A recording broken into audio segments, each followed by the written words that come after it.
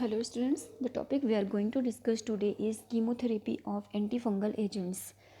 Students, आज हम आपको कि एंटीफंगल एजेंट्स के बारे में बात करेंगे. तो फर्स्ट इसमें आता है, these are drugs used for superficial and deep systemic fungal infections. Fungi may be classified as yeast and molds. Fungi are eukaryotic cells. They have nuclei and mitochondria.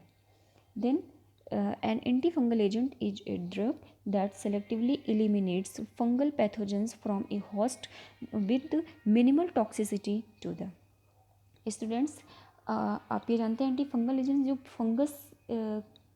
Fungus की वजह से कहीं इन्फेक्शन होता है, microbes आ जाते हैं, infection हो जाता है, तो उनके अगेंस्ट में जो हम ड्रग लेते हैं उन्हीं को हम एंटीफंगल एजेंट बोलते हैं. इनको हम सुपरफिशियल स्किन के ऊपरी सतह पर या सिस्टमिक बहुत अंदर तक यूज़ करते हैं. हम अगर कोई फंगस आ गया है बॉडी में, एंटर कर गया है, अंदर है, बहुत डीप में है, तब भी हम इनको एंटीफंगल एजेंट यूज़ करते हैं. और हमारी स्किन के सुपरफिशियल लेयर पर है, ऊपर की सतह पर है, तब भी हम इस टाइप की ड्रग का यूज़ करते हैं. ये दो टाइप से क्लासीफाई किए जाते हैं, एक यीस्ट होता है, दूसरा होता है मोल्ड. फंगी ये इनके अंदर यूकैरियोटिक सेल्स होती हैं. यूकैरियोटिक इसलिए होता है क्योंकि इनके अंदर न्यूक्लियस भी होता है और माइटोकॉन्ड्रिया भी होती है जो इनका न्यूट्रिएंट की सप्लाई करते रहते हैं. और ये हमारे जो एंटीफंगल एजेंट होते हैं ये पूरी तरीके से एलिमिनेट करते हैं उन पैथोजेंस को जो हमारे होस्ट किसी भी ह्यूमन पे आकर के अपने घर बना लेते हैं या खुद से रहने लगते हैं, तो उनको ये किल करने का काम करता है. और इनमें ये एजेंट्स बहुत कम टॉक्सिसिटी क्रिएट करने देते हैं.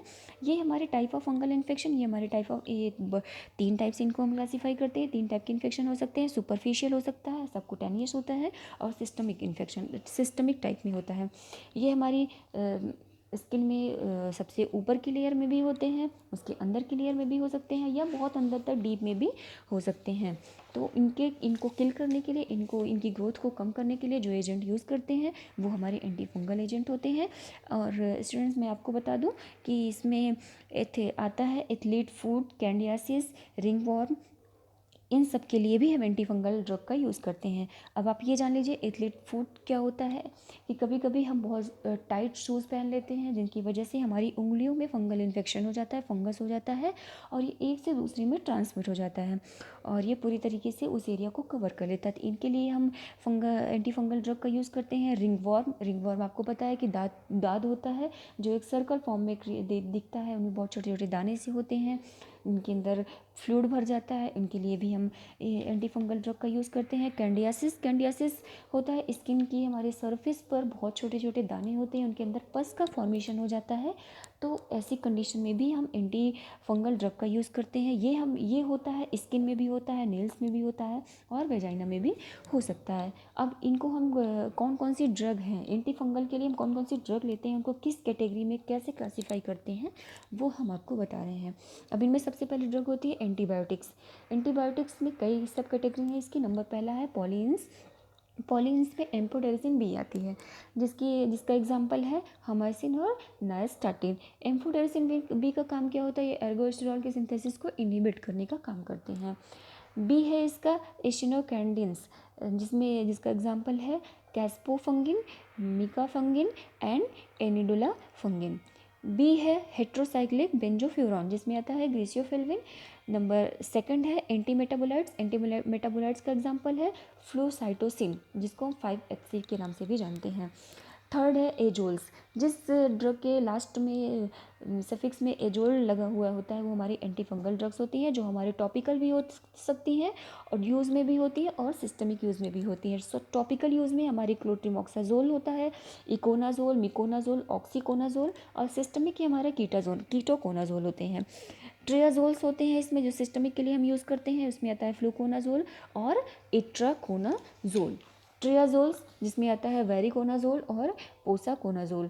नंबर फोर्थ है एलाइलामीन हमारी ऐसी जिसका एग्जाम्पल है टर्बिनाफिन. ये इस कैटेगरी की ड्रग है जो हमारी एर्गोस्टेरॉल के सिंथेसिस को बीच में होने से ही उनके नेक्स्ट स्टेप बढ़ने को ही बीच में ये रोक देते हैं. नेक्स्ट है हमारा अदर टॉपिकल एजेंट। जो और भी हम टॉपिकल एजेंट यूज़ करते हैं वो टोलनाफेट होता है, बेंजोइक एसीडोन, सिक्लोपिरोक्स। अब इसका मोड ऑफ एक्शन आप देख लो। पॉलीइन एंटीबायोटिक्स, जिसमें आपको मैंने बताया था कि एम्फोटेरिसिन बी कैटेगरी की ड्रग्स आती हैं। ये हमारी ऑब्टेंट होती है स्ट्रेप्टोमाइसिस नोड्यूल्स से, और एम्फोटेरिक इन नेचर, इनका नेचर एम्फोटेरिक नेचर होता है। अब इसमें स्टूडेंट्स आप ये देखो कि इनकी सिंथेसिस कैसे, ये एक दूसरे कहाँ पर ये इनहिबिट कर रही है, किसको ये कैसे कैसे इनकी सिंथेसिस, इनका मोड ऑफ एक्शन हो रहा है, कहाँ पर ये जाकर के बाइंड कर रही है, कहाँ पर ये अपना एक्शन शो कर रही है। तो आप सबसे पहले स्टूडेंट्स आप ये देखिए, एम्फोटेरिसिन बी कैटेगरी की हम कोई भी ड्रग लेते हैं जो जाकर के सेकंड स्टेप में आप देखिए binds ergosterol in fungal cell membrane.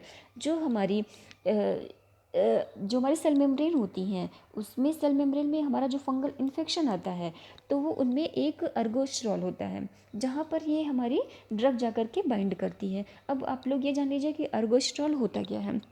अर्गोस्टेरॉल वो कंडीशन होती है जिसमें हमारे जो ये कोई भी इन्फेक्शन जाता है, कोई भी बैक्टीरिया जा रही है, पैथोजेंस जा रहा है, तो उनको हमारे ये न्यूट्रिएंट्स की सप्लाई करते हैं और ये हमारे सेल वॉल पे प्रेजेंट होते हैं।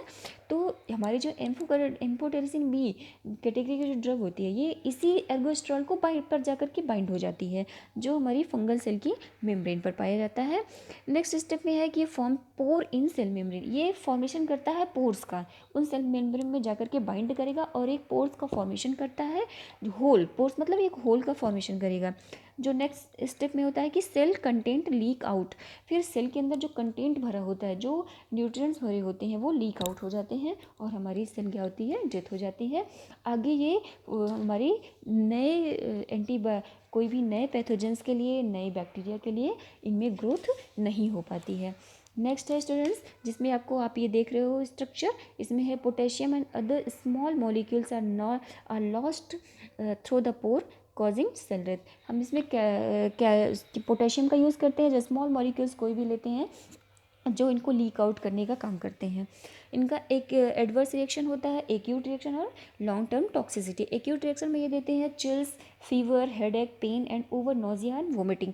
ये हमारे इस टाइप के छोटे छोटे मोटे रिएक्शन शो करते हैं। अगर इनका हम लॉन्ग टर्म का यूज़ करते हैं तो ये nephrotoxicity, hypokalaemia, acidosis and GFR glomerular filtration rate को ये क्या करते हैं, कम कर देते हैं और किडनी पर जाकर के इफेक्ट देते हैं। और ये नेक्स्ट ये एनीमिया भी कॉज करते हैं। सीएनएस टॉक्सिसिटी, सीएनएस पर हमारी ये करते हैं हेडेक, वोमिटिंग और नर्व पैल्सिस।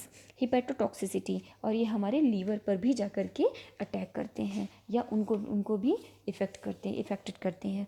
यूजेस, इनका यूज़ होता है हम किसी भी useful drug in nearly all life threatening mycotic infection, treatment of invasive Aspergillus.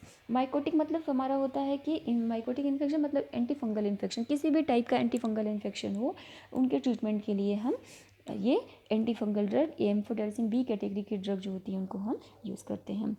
Second हमारा है स्टूडेंट ग्रीसियोफेल्विन। ग्रीसियोफेल्विन होता है one of the early antibiotics from penicillium ग्रीसियोफेल्विन।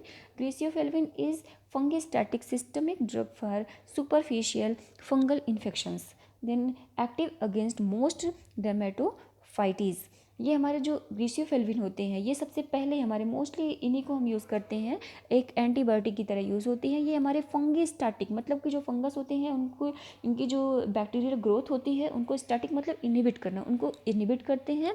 Systemic drug for superficial fungal infection, हम सिस्टमिक कैटेगरी की जो drug लेते हैं वो सुपरफिशियल अगर इन्फेक्शन हो जाता है तो उनको रोकने का काम करती है। और ये एक्टिव होती है अगेंस्ट में किसके, डर्मेटोफाइट्स। जो हमारी डर्मेटो मतलब हमारी स्किन पर कोई भी माइक्रोब्स अगर अटैक करते हैं तो उनके अगेंस्ट ये काम करती हैं, उनके लिए हम ग्रीसियोफेल्विन की ड्रग की कैटेगरी यूज़ करते हैं। इसका मैकेनिज्म ऑफ एक्शन देख लीजिए students. ग्रीसियोफेल्विन interacts with polymerized microtubules and disrupt the mitotic spindles, thus arresting fungal mitosis। जो हमारी ग्रीसियोफेल्विन होती है ये इंटरैक्ट करती हैं, पॉलीमराइज करती हैं हमारे जो हमारा माइटोटिक स्पिंडल्स मतलब होता है क्रोमोसोम क्रोमोसोम्स हमारा जो नया फॉर्मेशन ग्रोथ नई ग्रोथ बनाता है, उनको ये क्या करते हैं, डिस्टर्ब कर देते हैं, उनको ये ख़त्म कर देते हैं, नहीं बनाने देते हैं, और ये अरेस्ट करते हैं फंगल